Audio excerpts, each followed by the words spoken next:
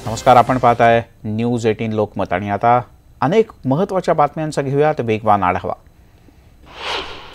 पंतप्रधान नरेंद्र मोदी विविध विकास कामांच्या उद्घाटनासाठी आज सोलापुरात आले होते। चौकीदार चोर है या राहुल गांधी यांच्या टीकेवर पंतप्रधान नरेंद्र मोदी यांनी पहिल्यांदा जोरदार प्रत्युत्तर दिलं।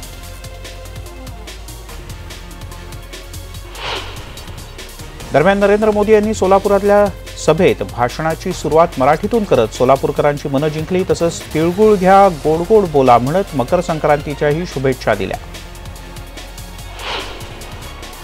पंतप्रधान नरेंद्र मोदींना काळे झेंडे दाखवणाऱ्या काँग्रेसचे पदाधिकारी आणि कार्यकर्त्यांना पोलिसांनी थेट लाथाबुक्क्यांनी मारहाण केली। पंतप्रधान मोदींच्या सोलापूर दौऱ्यासाठी कडेकोट सुरक्षा व्यवस्था तैनात करण्यात आली होती। खबरदारी म्हणून पोलिसांनी काँग्रेस कार्यकर्त्यांना नोटीसाही बजावल्या होत्या।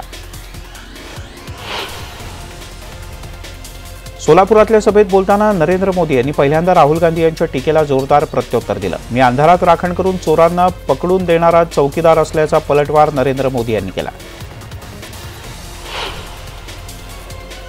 याशिवाय या दौऱ्यादरम्यान ऑगस्टा वेस्टलँड प्रकरणी अटक करण्यात आलेल्या मिशेलच्या मुद्द्याला त्यांनी हात घातला। मोदींनी या प्रकरणी काँग्रेसला अनेक प्रश्नही केले आहेत।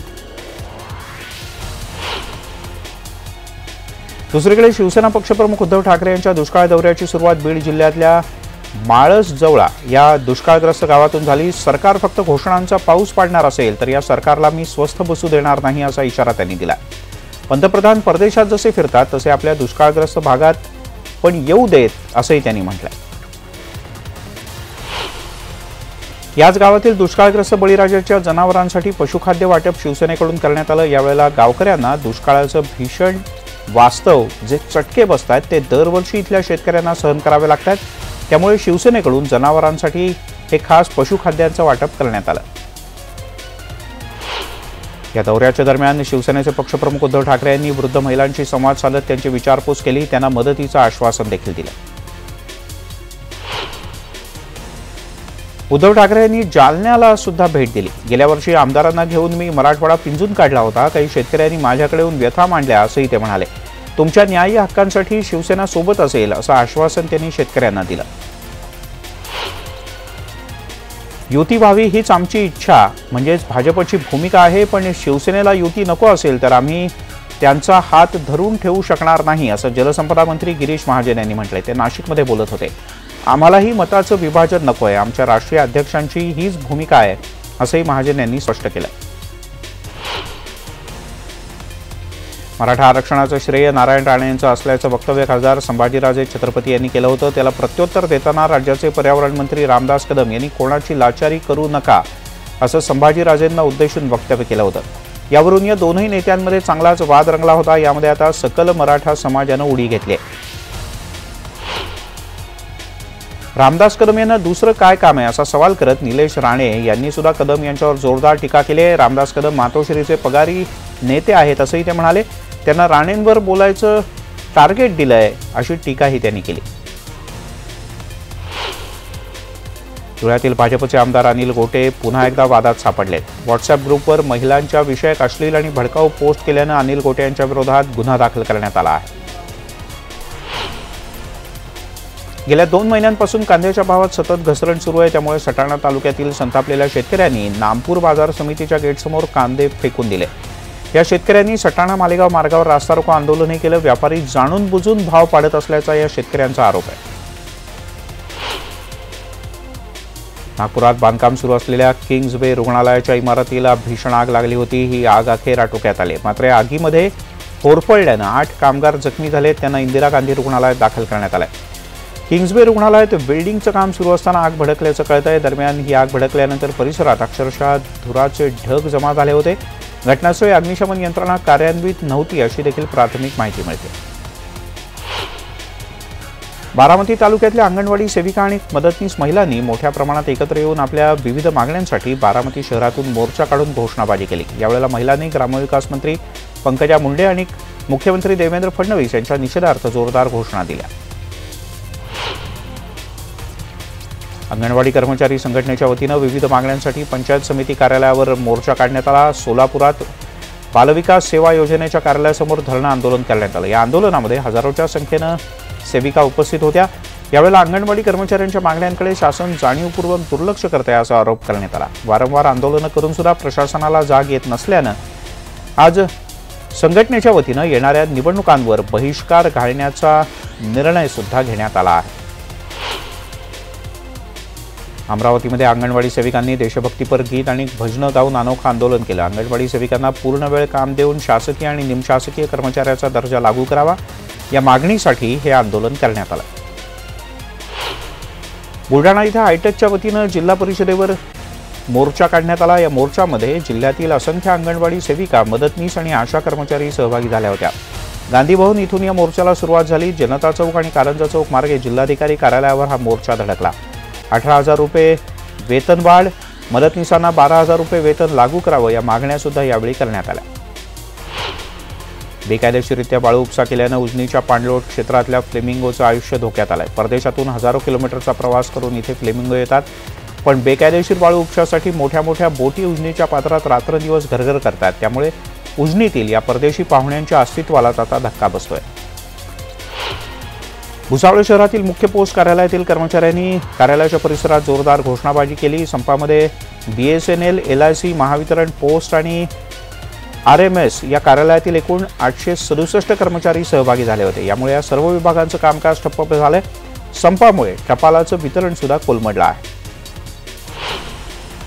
आज नाशिक जिल्हा नियोजन समितीची बैठक झाली। यावेळेला राष्ट्रवादीचे नेते छगन भुजबळ यांच्यासह भाजपचेही 3 आमदार गैरहजर होते। यावेळी चारा छावण्या सुरू करण्याबद्दल त्वरित निर्णय घेण्याची मागणी करण्यात आली।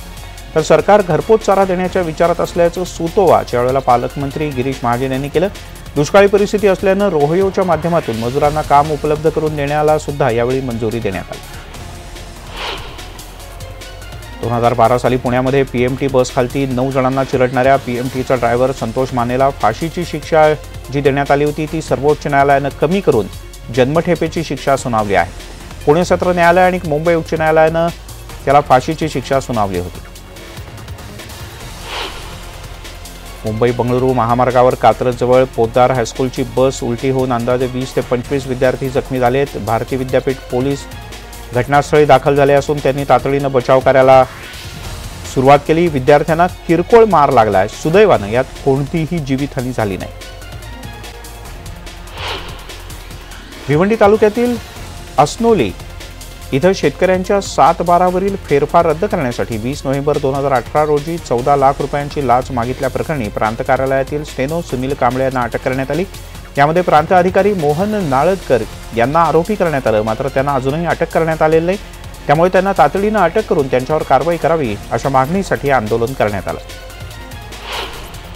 अपघातातील बसचे मयत वाहक चालक प्रशांत भांबेड यांच्यावर गुन्हा नोंद झाल्यानं 30 मृत कर्मचाऱ्यांच्या नातेवाईकांनी दापोलीच्या कोकण कृषी विद्यापीठाचे कुलसचिव डॉक्टर सुभाष चव्हाण यांच्या कॅबिनमध्ये धडकून जोरदार आंदोलन केलं। या प्रकरणी खरे दोषी असलेल्या प्रकाश सावंत यांच्या विरोधात गुन्हा दाखल करून त्यांच्यावर तातडीनं कारवाई करण्याची मागणी मृतांच्या नातेवाईकांनी केली आहे।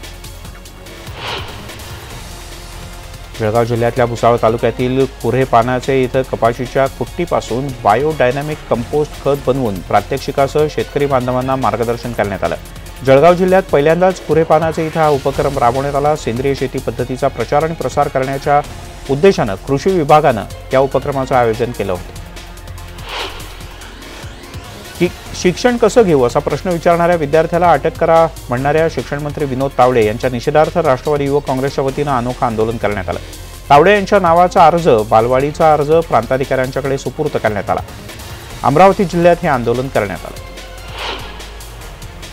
शेतामध्ये संध्याकाळी धूर करून पिकांना थंडीपासून बचाव करण्याचा प्रयत्न करण्यात आला। विदर्भातल्या एका शेतकऱ्यानं ही शक्कल लढवली। विदर्भात गेल्या आठवड्यापासून थंडीची लाट उसळली असून तापमानाचा पारा अधिकाधिक घसरत चाललाय। त्याचा परिणाम गहू आणि चणा पिकावर होतोय। अमरावती जिल्ह्यातल्या तिवसा इथले राजू गावंडे यांनी ही अफलातून शक्कल लढवली। पिकाच्या संरक्षणासाठी तसंच तापमान वाढवण्याच्या हेतूनं योग्य जागा बघून ठिकठिकाणी कचरा पेटवण्यात आला आणि त्याचा सकारात्मक फायदा या शेतकऱ्याला झाला। राफेलमध्ये काहीतरी गडबड असल्याचा संशय समाजसेवक अण्णा हजारे यांनी व्यक्त केला आहे। याबद्दल लवकरच माहिती घेऊन पुराव्यानिशी बोलणार असल्याचंही अण्णा हजारे यांनी म्हटलंय। याशिवाय अण्णा हजारे यांनी पंतप्रधान मोदी यांच्यावरही शरसंधान साधलं। शिवाय राज्याचे मुख्यमंत्री देवेंद्र फडणवीस यांच्यावरही त्यांनी टीका केली। मुख्यमंत्र्यांना पण मोदींचा वाढ नाही गुण लागलाय असा आरोप अण्णांनी केला। भुसावळमध्ये 1.25 लाखांचा गुटखा जप्त करण्यात आला. बाजारपेठ पोलिसांनी ही धडक कारवाई केली. शहरातील सिंधी कॉलनी भागातल्या कविता कुकरेजा यांच्या घरात संशयित आरोपी विशाल उत्तमचंद आहुजा यानं गुटख्याचा साठा केल्याची गुप्त माहिती बाजारपेठ पोलिसांना मिळाली होती. यानंतर पथकानं धाड टाकून 1,23,200 रुपयांचा सीलबंद असलेला विमल पान मसाला आणि V1 तंबाखूचा साठा जप्त केला. चारा टंचाईवर तोडगा म्हणून राज्य सरकारनं गाळपेरा योजनेला सुरुवात केली आहे. या योजनेचा आज नाशिकमध्ये शुभारंभ करण्यात आला. यावेळी गंगापूर धरणाच्या क्षेत्रातील नांगरलेल्या गाळयुक्त जमिनीत पालकमंत्री गिरीश महाजन यांनी स्वतः ट्रॅक्टर चालवून पेरणी केली. विशेष म्हणजे जिल्हाधिकारी राधाकृष्णन बी, जिल्हा परिषद मुख्य कार्यकारी अधिकारी नरेश गीते हे देखील त्यांच्यासोबत ट्रॅक्टरवर बसले होते. बातमी नवी दिल्लीतली. नवी दिल्लीमध्ये महाआघाडीच्या हालचालींना अधिक वेग आला. राष्ट्रवादी काँग्रेसचे अध्यक्ष शरद पवार यांनी नवी दिल्लीमध्ये राहुल गांधी यांची भेट घेतली. या बैठकीमध्ये 8 पैकी 5 जागांचा तिढा सुटल्याची माहिती सूत्रांनी दिली. या बैठकीनंतर आता आघाडीतील फक्त 3 जागांचाच तिढा कायम आहे.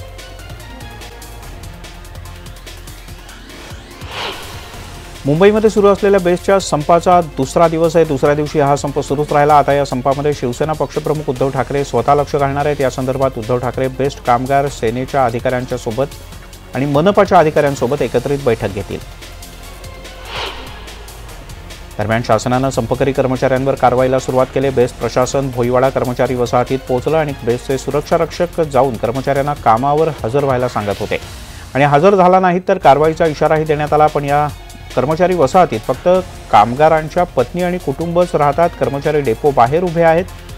प्रशासन कारवाईची भीती दाखवण्याचा प्रयत्न करत आहे. हे सांताक्रूजमधलं चित्र आज पाहायला मिळालं. यामुळे काही काळ या परिसरात तणावाचं वातावरण निर्माण झालं होतं. त्र्यंबकेश्वरच्या देवस्थान कर्मचाऱ्यांचा सलग दुसऱ्या दिवशी संप सुरूच आहे. सध्या देवस्थानात एकही कर्मचारी कामावर नाही तर विश्वस्त मंडळानं संप बेकायदेशीर असल्याचं म्हटलंय. मंदिरामध्ये सगळे कर्मचारी जे आहेत त्यांना फक्त मानधन दिलं जातं पण कर्मचाऱ्यांना नीट पगार मिळावा अशी त्यांची प्रमुख मागणी आहे. यासह विविध मागण्यांसाठी CITU या संघटनेच्या नेतृत्वाखाली आंदोलन करण्यात आलं. भारतीय हवामानशास्त्र विभागानं दिलेल्या माहितीनुसार मध्य महाराष्ट्र, मराठवाड्याच्या काही भागात तर विदर्भाच्या संपूर्ण भागात किमान तापमानात सरासरीच्या तुलनेत मोठी घट झाली. थंड वारे आणि कमी दाबाचं क्षेत्र यामुळे वातावरणातील प्रमुख बदल हे चांगले जाणवू लागलेत. उत्तर भारतात बुधवारी कमालीचं धुकंही नोंदवण्यात आलं तर उत्तर मध्य महाराष्ट्रात थंडीची लाट येईल असा इशारा भारतीय हवामान विभागानं दिला आहे. दुसरीकडे मुंबईसह राज्यातला गारठा कायम असल्याचं दिसतंय. गारठ्यानंतर बातमी एक राजकीय गरमागरमीची. मुंबई काँग्रेसचे अध्यक्ष संजय निरुपम यांच्या उचलबांगडीची शक्यता व्यक्त होते. संजय निरुपम यांच्याऐवजी मिलिंद देवरा यांची मुंबई काँग्रेसच्या अध्यक्षपदी वर्णी लागण्याची शक्यता आहे. संजय निरुपम यांना पक्षांतर्गत नाराजीचा फटका बसणार असं दिसत आहे. दरम्यान काही दिवसांपूर्वी मुंबईतले काँग्रेसचे नेते दिल्लीला गेले होते आणि त्यांनी निरुपम यांना बदलून मिलिंद देवरा यांना मुंबई अध्यक्ष करण्याची मागणी केली. या पार्श्वभूमीवर लवकरच केंद्राचा निर्णय अपेक्षित आहे. केंद्राचा हात झिडकारणाऱ्या प्रकाश आंबेडकर यांनी राष्ट्रवादी काँग्रेसच्या छगन भुजबळ यांच्याशी सविस्तरपणे बातचीत केल्यानं राजकीय वर्तुळात चर्चांना उधाण आलंय. मुंबईतल्या एमईटीमध्ये प्रकाश आंबेडकर आणि छगन भुजबळ या दोनही नेत्यांमध्ये सध्याच्या राजकीय परिस्थितीवर सविस्तर चर्चा झाली. अखिल भारतीय मराठी साहित्य महामंडळाचे अध्यक्ष श्रीपाद जोशी यांनी अखेर राजीनामा दिलाय. त्यांनी विदर्भ साहित्य संघाच्या कडे ईमेलवर राजीनामा पाठवून सहकार्याबद्दल आभार मानले आहेत. त्यामुळे आता उपाध्यक्ष असलेल्या विद्या देवधर यांच्याकडे अध्यक्षपदाची सूत्र तुर्तास सोपवण्यात आली आहे.